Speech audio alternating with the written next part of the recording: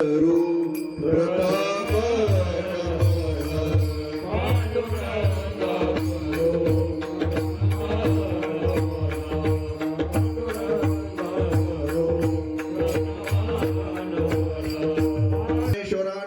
उदारा सोपान देवा मुक्ताबाई नमो त्रिभुवनी पावनी आद्यत्रय जननी देवाचे नमो सद्गुरु तुकया ज्ञान दीपा नमो सद्गुरु सच्चिदानंद रूपा नमो सद्गुरु भक्त कल्याण मूर्ती नमो सद्गुरु भास्करा पूर्ण कीर्ती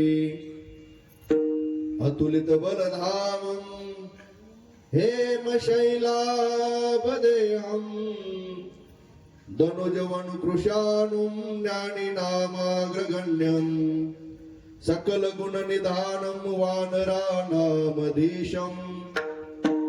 रघुपति प्रिय भक्तं वात जातं नमामि उल्लंघ सिंधो सलिलं सलिलं यशोकवन्नी जनकात्मजाया अदायते नैव दहाय लंका नमामि तं प्राञ्जलिय राञ्जनेयं मनोजवं मारुततुल्यवेगं जितेन्द्रियं बुद्धिमतां वरिष्ठं वातात्मजं वानरयूतमुख्यं श्रीरामदूतं शरणं प्रपद्ये जयांचे केलिया स्मरण होय सकळ विद्यांचे अधिकरण ते जीवंदू श्रीचरण श्री गुरूंचे ते नमस्कारुणी आता विढाला विढाला जगद्वंदनीय जगद्गुरु श्री संत तुकोबराय यांचा 4 चरणाचा भंग असून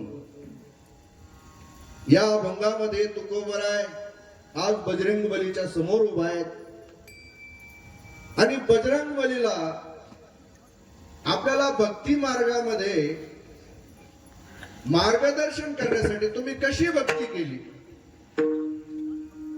कोणत्या मार्गाने भक्ती केली, तो मार्ग मला दाखवा, अशा प्रकारची विनंती तुकोबराय आज बजरंग बलींच्या समोर आणि त्याचं उत्तर देत असताना ज्ञानोबराय म्हणतात संत ते आहेत त्यांना संत म्हणावं. माऊली म्हणतात जे तपो तेजाचे राशी एका येतन ज्ञानासी पवित्रता तीर्थासी तीर्थरूप. कसे संत माऊली ज्ञानोबराय सांगतात त्यांच्या ठिकाणी अनेक जन्माचं तप असतं.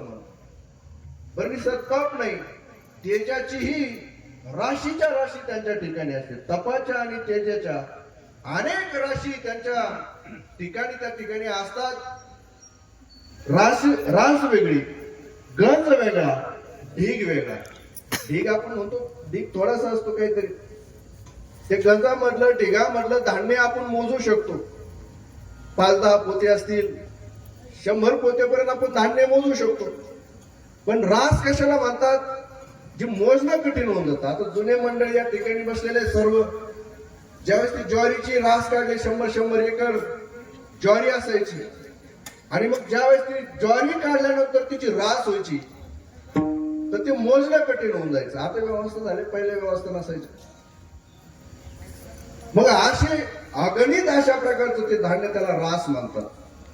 मग असं जे पुण्य आहे, असं तप आहे, असं जे तेज आहे, ज्यांच्या जीवनामध्ये आहे त्यांना संत म्हणावं.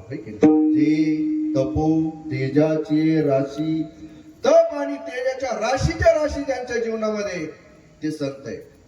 म्हणजे थोडंच बोलतात परंतु कसं बोलतात, रसा. आता आंब्याचे दिवस आहे पहा, पूर्ण पिकलेला आंबा असावा, पाराला पूर्ण झाला तो नुसता हात लावल्याबरोबर तो देठ सोडतो.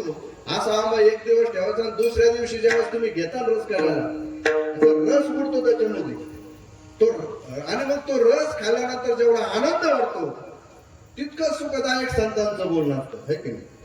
मितले आणि रसाळ शब्द जैसे कल्लोळा अमृताचे, तसा अमृताचा झरा व्हावा आणि त्या झऱ्याच्या कल्लोळाने आवाजाने आपलं जीवन अमर व्हावं, तसं संतांचं बोलणं असतं. सहज संत बोलले आपलं जीवन अमर होतं.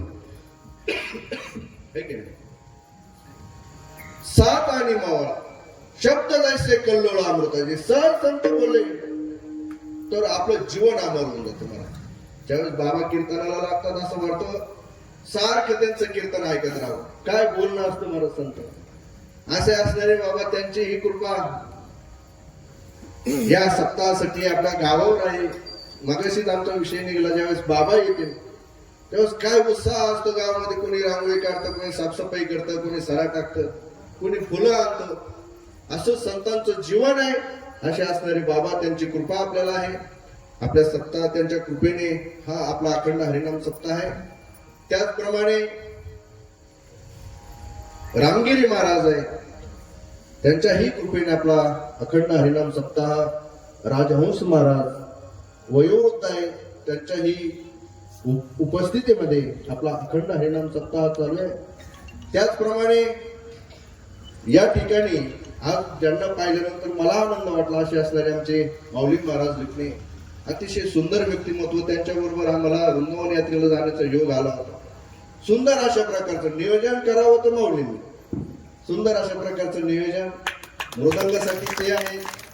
आज म्हणजे आमचं सद्भाग्य असं की आमचे गुरुबंधू मृदंग वाजवण्यासाठी आळंदीमध्ये आम्ही गुरुवर्य बाईंच्या आश्रमामध्ये सोबत अध्ययन केलेले असे असणारे माऊली या ठिकाणी उपस्थित आहे.